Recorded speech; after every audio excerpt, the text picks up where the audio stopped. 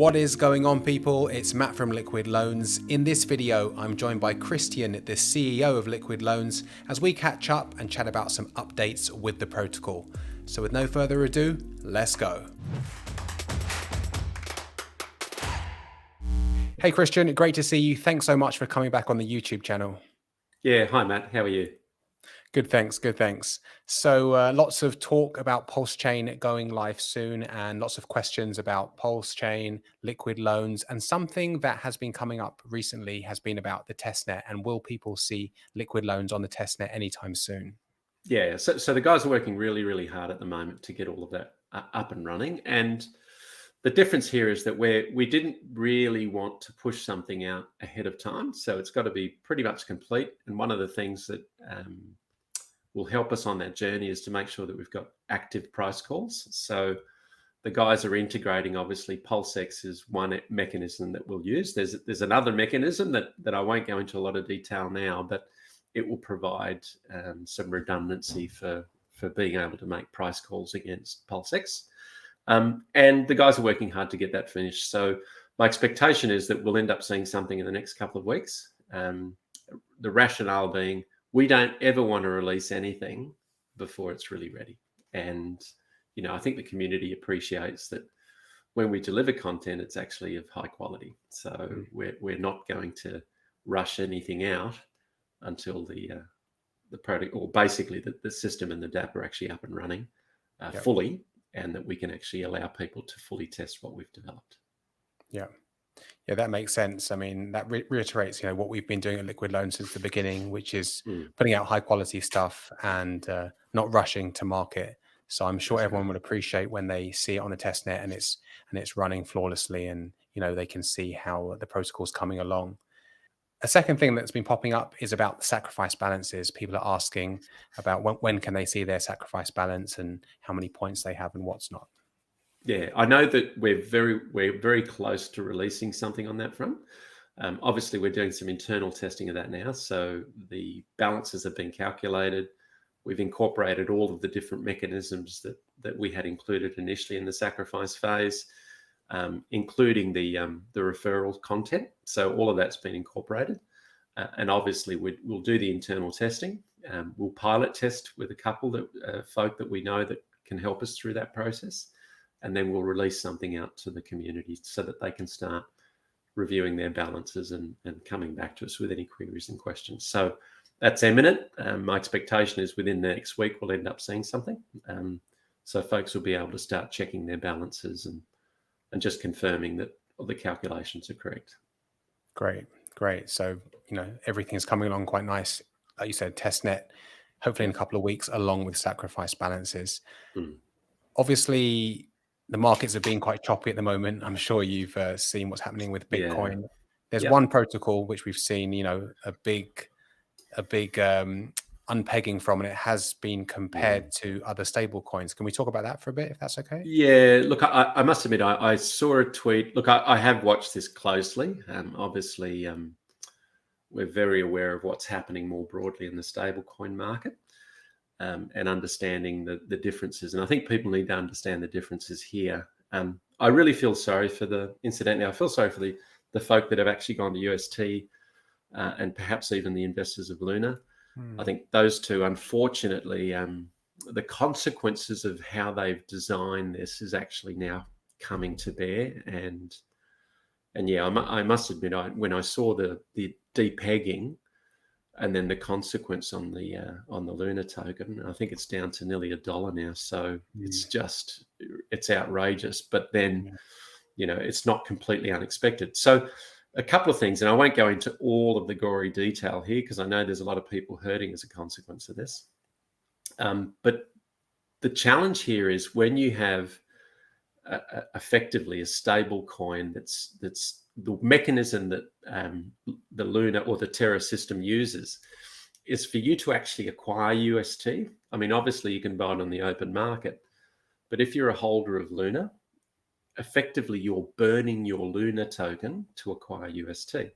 Now, that in itself, you think, oh, that's probably okay. But what that does is it basically removes Luna from circulating supply. it potentially puts upward pressure on Luna, which is great. It's a good outcome for Luna. But effectively, you're reducing the supply of Luna. And so why is that an issue?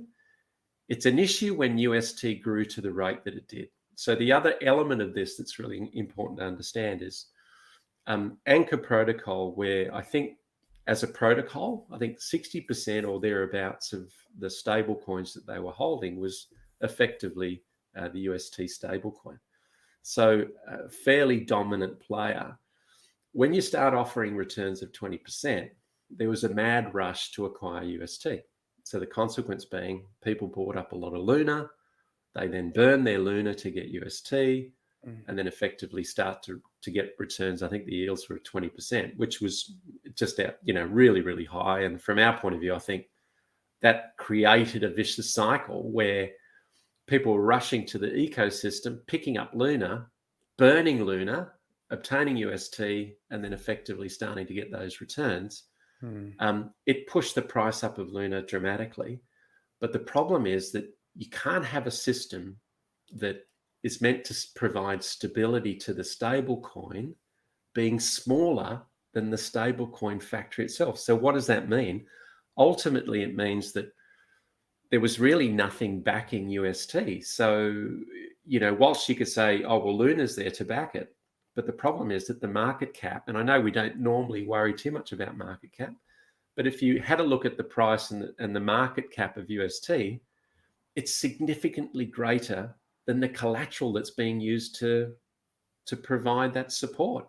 So when you have that situation, it created an opportunity. Now, I don't know if there was any nefarious actors involved, but there's some doubts over that. But if you think about that, then you think, okay, well, what happens as a consequence? It depegged all of a sudden the Terra ecosystems having to sell Bitcoin to make up for some of the shortfall. It's a vicious cycle. When you have a decentralized stable coin that is under collateralized, this is always going to happen, always. And so what's the difference between what we're doing as opposed to that situation? Well, the difference is when we actually create USDL, we don't actually burn anything. You're locking up your pulse in a contract. So there's no burn happening at all. Now, the reality is that also has a positive effect on price. But we're not going to be in a situation where we are under collateralizing because we've actually got the collateral locked away, and a dollar's worth of pulse will always be a dollar's worth of pulse. So in many respects, having over collateralized stable coins, and if you look at the Ethereum ecosystem, I think there's the examples would be LUSD, which is the liquidity version. So that's over collateralized. Yep. So effectively, what does that mean? It basically means you've got more collateral backing the stable coin. Yep. That's not the case with what's happened with UST and Luna, right? You're under collateralized. The other is possibly DAI. I think that's a bit different, but DAI definitely is a decentralized stable coin, and it generally is over collateralized. The only other one is, I think, SMIM's an example of an over collateralized stablecoin. So the key issue here is you cannot have under collateralization. And if you think about the centralized stablecoins, the reason why the Fed and the SEC are focusing primarily on those guys is the question marks around the collateral levels, right? So when you have fractional reserves, ultimately, what does that mean? You're under collateralized potentially. And so people are concerned about, is there enough there to prevent the inverted commas bank run? And that's, if you bring it back to basics, if you don't have enough in the bank to support what it is that you're producing and you have a run, this is what's going to happen. So this is just another example. And unfortunately, for holders of Luna, they're struggling big time with that. And what I did, I must admit, I saw a tweet from Richard, and sometimes Richard's content, we all know what that can be like. But in his tweet, I thought he was really, really, he was supportive. I mean, he recognized the pain that people are going through that have actually invested in Luna, for example. And I really, I implore him for what he did there. I think he was quite supportive and basically telling the folk that, look, 90% dips happen. Don't worry. there is a potential that it could return. However, I do point out that whilst he didn't specifically mention Pulse, I'll say it for him. And I appreciate that he didn't, and he did it for the good reason that, hey, it's not a time to be sort of rubbing it into people's, rubbing their faces in something like this right now is really not the best time. But the truth is, what he was really referring to, I believe, is Pulse. So Pulse will come out. So people in that ecosystem should consider Pulse if they haven't already.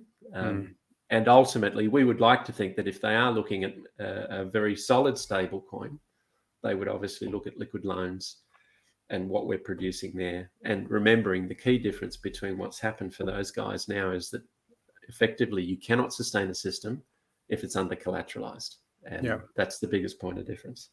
Didn't want to labor that too much, mate, but I feel bad for those folk.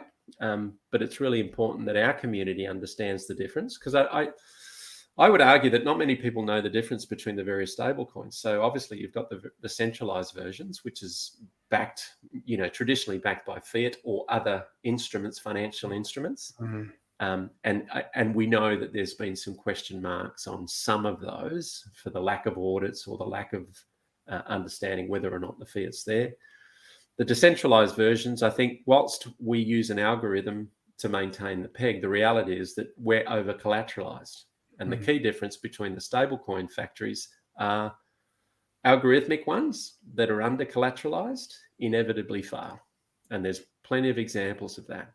Over collateralized, you're very safe in that environment. And I think, to be honest, my view is that's the future, that we need to have over collateralized, decentralized stablecoins, where you're not having to have a governance group to manage what's going on. And I think that was the other dilemma for the guys at Luna, is to have a governance arrangement where they decide, we're going to go off and buy some Bitcoin to provide some stability. It kind of puts a lot of question marks. And I think that was the first alarm bell for me. When I heard that, I thought, okay, there's going to be a problem here. And I think in the past it may have had an unpegging.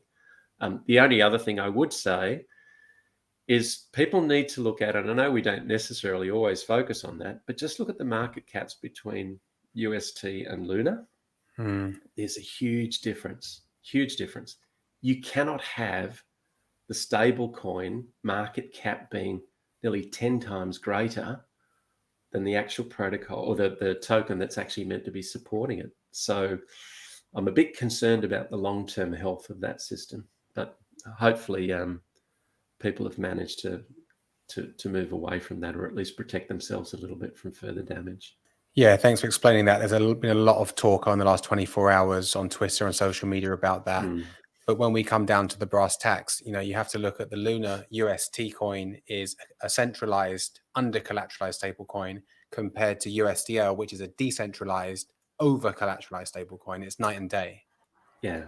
I think that's the key difference for me ultimately. And this is just a fundamental, whether it's decentralized or centralized. If you don't have enough collateral backing it, it's worthless. And I think that's unfortunate. Exactly. That's exactly what's happened here. And whilst I think there may have been some nefarious actors make a huge amount of money in the process, I'm not sure if it would have happened regardless, is what I'm trying to say. I think you can't have a situation where your stable coin is not backed by anything effectively. So it's unfortunate for those folk. Well, thanks for coming on and giving us the updates and clearing up the comparisons with UST versus USDL. Appreciate your time, as always, coming on the channel, and hope to see you soon. See you, man. So I hope you enjoyed that catch up and chat with Christian. If you like the video, guys, do hit that subscribe button and that bell icon so you're notified every time we drop new videos and content on the channel. You can also tap the like button, share the video with someone who you think it may benefit, and also drop a cheeky comment below for the algo. It does help us out. Thanks for watching, and I will see you on the next one.